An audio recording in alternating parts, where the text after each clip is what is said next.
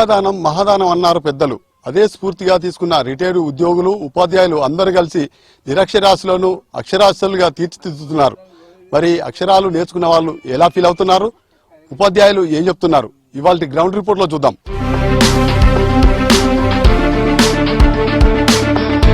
తొమ్మిది చదువుకున్నా సార్, పెళ్లి చేసిళ్ళు. చదువుకుంటేనే మంచిగా అనిపిస్తుంది సార్. ఇప్పుడు పిల్లల్ని ఎత్తుకొని తిరిగి వస్తాను, పెళ్ళిళ్ళు అయిపోయినాయి సార్. ఇప్పుడు చదువుకోవాలనిపిస్తుంది సార్.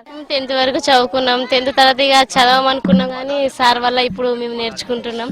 ట్యూషన్ చెప్పమనుకున్నాం కానీ ఇక వీళ్ళకి నేర్పిస్తే మేము కూడా నేర్చుకుంటాం. ఇక మాకు కూడా వస్తుంది, మాకు కూడా సార్ జాబ్ చూస్తా అన్నారు.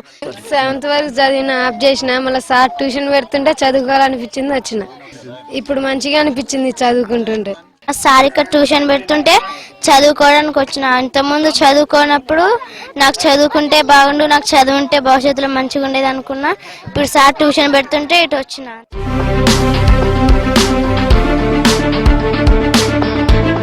మనం ప్రస్తుతం వరంగల్ నగరంలోని సూర్జిత్ నగర్లో ఉన్నాం. సూర్జిత్ నగర్లో ఇక్కడ దాదాపు 600-700 కుటుంబాలు నివసిస్తున్నాయి. ఇక్కడ కూలీనాలి పనులు చేసుకుంటూ ఉంటూ జీవనం సాగిస్తారు. ఇక్కడ జీవనం సాగించే ఉపాధి లేక, కొంత జీవనం సాగించలేక ఆర్థిక ఇబ్బందులతోని పూరి గుడిసెలు వేసుకొని ఇక్కడే జీవనం సాగిస్తున్న పరిస్థితి కనబడుతుంది. చదువు లేకపోతే విజ్ఞానవంతులుగా తీర్చితారనే ఉద్దేశంతో కొంత రిటైర్డ్ ఉద్యోగులతో పాటు ఉపాధ్యాయులు కూడా ఇక్కడ ఒక సాయంత్రం వేళలో ఒక పాఠశాల లాగా ఏర్పాటు చేసి పిల్లలందరినీ ఒక దగ్గరికి చేర్చి విద్యను అందిస్తున్న పరిస్థితి అయితే కనబడుతుంది. ఎంతమందికి విద్య బడికి వెళ్ళిన వారు ఉన్నారో తెలుసుకునే ప్రయత్నం ఇక్కడ మాట్లాడడానికి ఉపాధ్యాయులు ఉన్నాడు. సార్ చెప్పండి, ఇక్కడ మీరు ఎప్పటి నుంచి చెప్తున్నారు, ఇక్కడ పిల్లలకు అక్షరాలు నేర్పించాలని ఎందుకు ఎంచుకున్నారు? ఈ ప్రాంతంలో ఒక 2 నెలల కాలం నుంచి పాఠశాల ప్రారంభమైంది. దీనికి ముఖ్య ఉద్దేశం ఏంటంటే, ఇక్కడ ఉండేటువంటి ప్రాంతంలో మీరు చూస్తుంటారు, అన్నీ కూడా డేరాలు వేసుకుని బతికేటువంటి కుటుంబాలుగా ఉన్నాయి.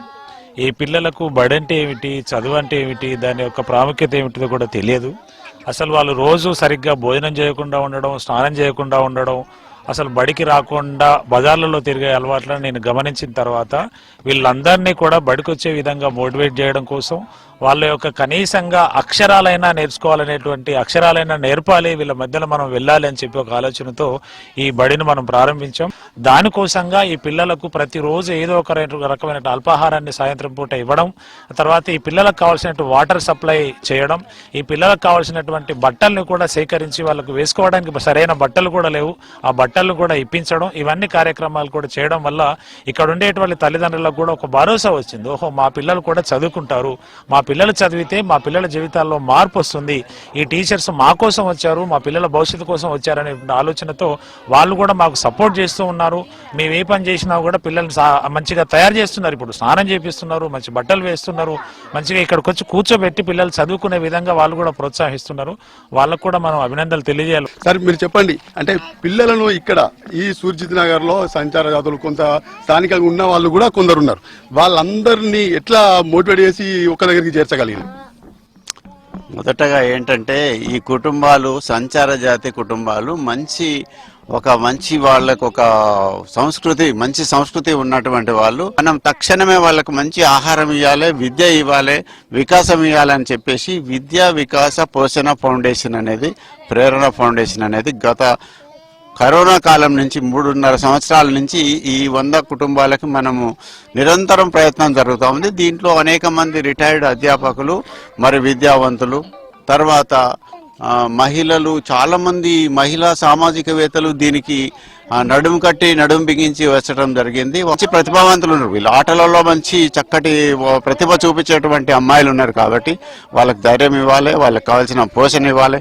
దీనికి ప్రత్యేకంగా ఏంటంటే ఆట వస్తువులు, తర్వాత వీటికి సంబంధించింది ఏంటంటే మనము చార్ట్స్ అంటాం, ఇలాంటి చార్ట్స్ ఉంటాయి. ఆ బొమ్మల చార్ట్స్ చూస్తే వాళ్ళు వెంటనే హత్తుకపోతున్నారు. దాని తర్వాత ఊహా జ్ఞానం కూడా, ఇమాజినేషన్ స్కిల్స్ కూడా పెరుగుతున్నాయి. కాబట్టి వాళ్ళకి కొత్త రకం మెటీరియల్స్ మేము నిరంతరం కూడా 100,000 చార్ట్స్ తయారు చేసుకొని వాళ్ళకి పక్షులు అంటే, జంతువులు అంటే, ఆహారం అంటే, కుటుంబం అంటే, పండుగ అంటే, సమాజం అంటే, వాళ్ళ నిత్య జీవితంలో ఎదుర్కొనేటువంటి అన్నిటినీ కూడా వాళ్ళకు పరిచయం చేస్తూ ఒక మంచి ఉత్సాహం ఉన్నటువంటి యువకులను కూడా కలుపుకొని దీంట్లో వాళ్ళకి ధైర్యం నింపి, ఆ విధంగా మాకు పూర్తి నమ్మకం ఉంది. వాళ్ళు ఇప్పటి నుంచి గత 3 సంవత్సరాల నుంచి కొంత మార్పు వచ్చింది. వాళ్ళ యొక్క అలవాట్లలో కానీ, శుభ్రతలో కానీ, గౌరవం, భాషా సంస్కృతి లోపల కానీ మార్పు జరుగుతూ ఉంది. దీనికి తప్పకుండా మంచి ఫలితాలు వస్తాయనే విశ్వాసం మాకుంది. ప్రేరణ ఫౌండేషన్ ఇది పరిస్థితి. మొత్తానికి ఇక్కడ ఉన్న విద్యావంతులు అందరూ పిల్లలు కూడా అక్షరాలను నేర్చుకుని విజ్ఞానవంతులుగా తీర్చిదిద్దడమే తమ బాధ్యతగా ఈ పనిచేస్తున్నామని చెప్తున్నారు.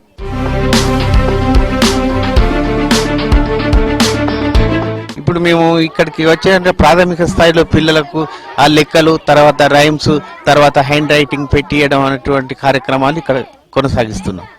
సార్ పిల్లలు ఎట్లా ఉన్నారు సార్? పిల్లలు చాలా చురుకైనటువంటి పిల్లలు. వీళ్ళకు సరి అయిన విద్యను ఒకవేళ అందిస్తే ఉన్నత స్థాయి పోయేటువంటి స్థితిలో వీళ్ళని తయారు చేయడానికి వీళ్ళను వాళ్ళకి విద్య అక్షరం ఆయుధం వంటిది. ఎవరి చేతిలో అది ఉంటాడో వాడు అజేయుడని మార్క్సింగ్ గోర్కి చెప్పినటువంటి నినాదం ప్రకారం సరి అయిన ఆయుధాన్ని వాళ్ళకి అందిస్తే వాళ్ళు ముందు భవిష్యత్తులో వాళ్ళ కాళ్ళ మీద వాళ్ళే నిలబడతారు. విద్య మూలాధారం. విద్యను మించింది లేదు ప్రపంచంలో. సాయంత్రం వేళల్లో మేము ఈ పేద పిల్లలకు విద్యను అందించి వారిని అక్షరాస్యతలో అంటే వాళ్లకు చదవడము, రాయడము సామాజిక బాధ్యతగా తీసుకొని మేము ఆ క్రమంలో మేము పనిచేస్తున్నాము. ఈ సాయంత్రం వేళల్లో వాళ్ళకు విద్య నేర్పించడం అంటే మేము మా బాధ్యతను గుర్తెరిగి మేము ప్రవర్తించడమే కాకుండా వీళ్లను ఒక అక్షరాస్యులుగా తీర్చిదిద్దినట్లయితే ఒక మంచి ఆరోగ్యవంతమైన సమాజం తయారవుతుందని ఇట్లా మాకు అంటే మేము రిటైర్ అయి ఉన్నాము కాబట్టి మాకు ప్రతిరోజు కొంత సమయాన్ని మేము ఒక 3-4 అవర్స్ ఇక్కడ మేము కేటాయించి తప్పనిసరిగా వాళ్ళకు విద్యను అందించి వాళ్ళు ఒక ఉన్నత చదువులకు వెళ్ళడానికి మేము దోహదపడతామని మేము ఆశిస్తాం.